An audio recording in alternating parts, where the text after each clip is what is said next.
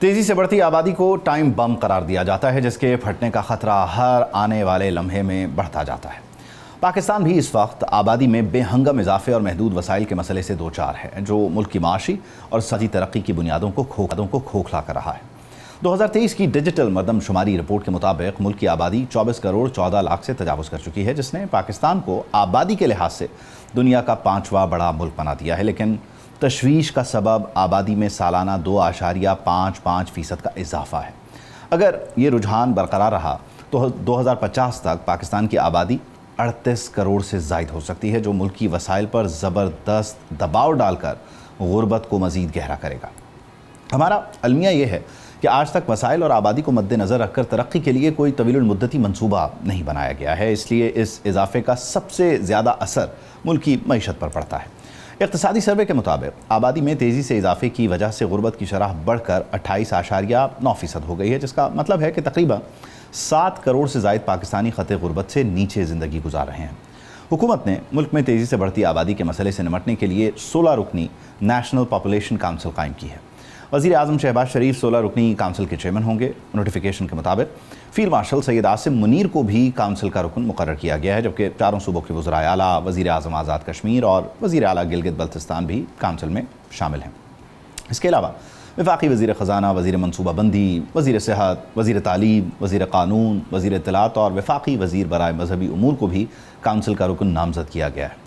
Council का मकसद कौमी सतह पर आबादी से मुतालिक तरजीहात तय करना है, वफाक और सूबों के दरमियान मौसर राबता, नेशनल पॉपुलेशन स्टेबलाइजेशन प्रोग्राम पर अमल दरामद और आबादी के रुझानात की मुसलसल निगरानी करना है। पॉपुलेशन मैनेजमेंट बुनियादी तौर पर आसान काम नहीं है। इसके लिए क्या इक़दाम किए जा रहे हैं, इसको हम इन डिटेल डिस्कस ज्वाइन कर रहे हैं। इकराम अहद साहब मैनेजर कम्युनिकेशन हैं पॉपुलेशन काउंसिल के। बहुत शुक्रिया, thank you for joining us इकराम साहब। बुनियादी तौर पर ये कितना चैलेंजिंग टास्क है और एग्जैक्टली आपके सामने क्या कुछ है जो आपने करना है, क्या करेगी ये काउंसिल? इसका पहला इब्तदाई बुनियादी सवाल। Thank you for having me. मैं सिर्फ आपको ये बता दूं कि पॉपुलेशन काउंसिल जिसको मैं रिप्रेजेंट कर रहा हूँ यहाँ पे, इट्स एन इंटरनेशनल ऑर्गेनाइजेशन। और जो ये आप पॉपुलेशन काउंसिल की बात करें जो हुकूमत ने अभी बनाई है नेशनल पॉपुलेशन काउंसिल में, तो ये एक डिफरेंट उन्होंने एक सेटअप बनाया है, लेकिन इट्स अ गुड थिंग। और ये एक खुशाइंद बात है कि इस चीज़ को पहली दफ़ा इतने सीरियस लेवल पे और टॉप लीडरशिप ने इसको उठाया है। तो इसका बुनियादी मकसद ये होगा कि जो भी इंडिकेटर्स इस हवाले से सेट किए गए हैं पॉपुलेशन के हवाले से, पहले भी एक जो है टास्क फोर्सेस बनाई गई थी नेशनल लेवल पे और सूबाई लेवल पे, जिनको CMs ने और प्राइम मिनिस्टर ने चेयर करना था, कि जो काउंसिल ऑफ कॉमन इंटरेस्ट की जो भी सिफारिशात थी तेज़ी से बढ़ती हुई आबादी के हवाले से, उनका जायज़ा लेना था और उनकी सहमाई में एक दफ़ा मीटिंग्स होनी थी। तो वो जो मीटिंग्स हैं वो उस तरह से नहीं होती थी जिस तरह से उनको प्लान किया गया था। तो ये जो पॉलिटिकल ओनरशिप है इसको कंटिन्यू होना चाहिए और इस चीज़ को, ये एक अच्छी बात है कि इस चीज़ को बहुत ज़्यादा संजीदगी से लिया गया है, लेकिन इस चीज़ को कंटिन्यू रहना चाहिए और जो भी हुकूमतें चेंज हों इस हवाले से इस एजेंडा को चेंज नहीं किया जाना चाहिए। तो मेरे लिहाज से ये है कि ये जितने भी हमारे पॉपुलेशन के हवाले से टारगेट सेट किए गए हैं, नेशनल पॉपुलेशन काउंसिल उनको अचीव करने के लिए ज़्यादा से ज़्यादा काम के इस हवाले से सूबों को भी साथ लेके चलें। अच्छा, इसमें बुनियादी तौर पर चैलेंजेस बहुत हैं। यानी हमारे यहाँ लोग पोलियो के ख़तरों से लेके और फिर जो रूटीन की वैक्सीनेशन है उसको भी मिलाकर हम ये समझते हैं कि जब हम आबादी को मैनेज करने की बात करते हैं तो ये कोई बैरूनी साजिश है, इसको वेस्ट की साजिश, इसको यहूद की साजिश भी कह दिया जाता है। आप समझते हैं कि इस सिलसिले में बुनियादी तौर पर जो एजुकेशन है, यानी काउंसिल के अरकान के अलावा या दीगर जो फर्म्स काम कर रही हैं उसके अलावा ग्रास रूट लेवल पे एक आम आदमी को बताना कि किस तरह से ये चैलेंज सर उठा रहा है और ये कहाँ तक आपको ज़ाती हैसियत में, इनफरादी हैसियत में मुतासर करेगा, ये भी बहुत बड़ी एक गुंजाइश है कि यहाँ पर काम हो सकता है, खला है। देखिए, मैं एक चीज़ का आपको बता दूं कि 18% हमारे शादीशुदा जोड़े ऐसे हैं पाकिस्तान में जो ख़ानदानी मनसूबा साजी करना चाहते हैं, लेकिन वो एक्सेस का सबसे बड़ा इशू है, वो नहीं कर पाते।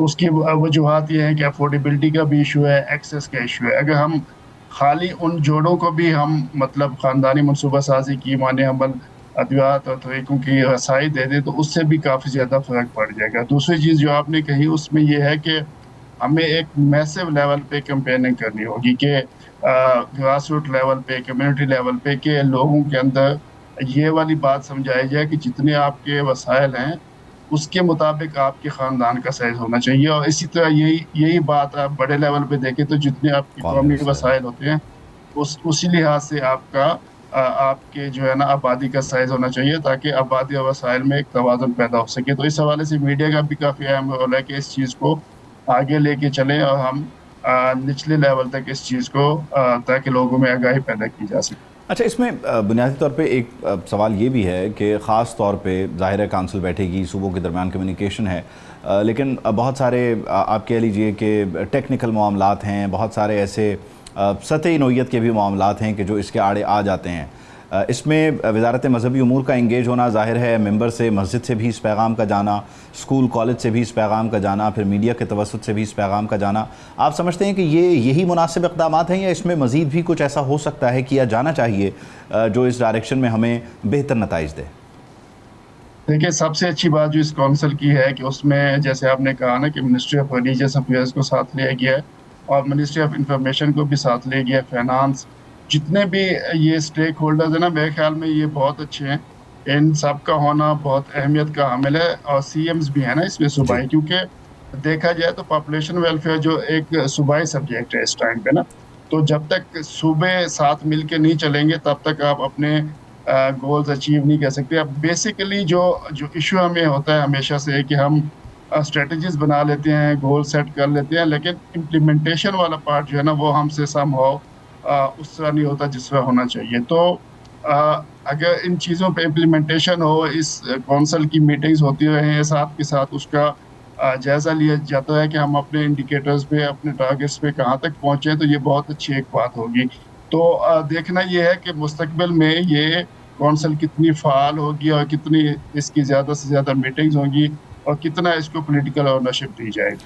اچھا، اس میں ظاہر ہے 24 کروڑ کی آبادی ہے، ایک وسیع و عریض رقبہ ہے. آپ سمجھتے ہیں کہ یہ بہت چیلنجنگ بھی ہے کیونکہ کونسل ظاہر ہے بنیادی طور پر چیزوں کو دیکھ رہی ہے اور اوپر سے وہ نیچے آئے گی، لیکن اس کے ٹرکل ڈاؤن ایفیکٹ کے لیے آپ کا یونین کونسلز کا ایفیکٹو ہونا، بلدیات کا موجود ہونا، تاکہ وہ گلی محلے کی میپنگ وہاں پر جو ہے آپ بار بار آپ کو پتہ ہو، آپ کو احساس ہو، چیزوں کو لے کر آپ ایجوکیٹ کر سکیں. آپ سمجھتے ہیں کہ بلدیات اس میں اس کا ایگزسٹ کرنا بہت ضروری ہے اگر آپ نے اس فارمولا کو کسی طرح سے کامیاب بنانا ہے؟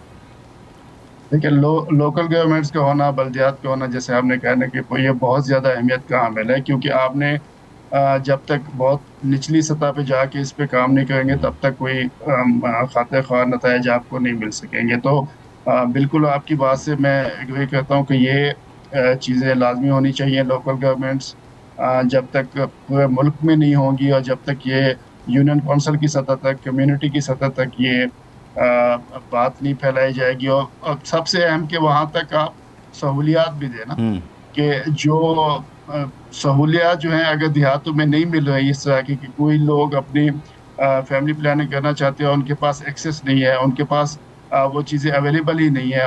وہاں پہ جو سینٹرز قائم ہیں، جو وہاں پہ BHUs ہے، وہاں پہ وہ کنٹرسیپشن کی کوئی سہولت ہے ہی نہیں، تو پھر یہ کام تو نہیں ہو سکے گا. ٹھیک ہے، بہت شکریہ. سبسکرائب کریں اور بیل دبائیں تاکہ کوئی خبر رہ نہ جائے.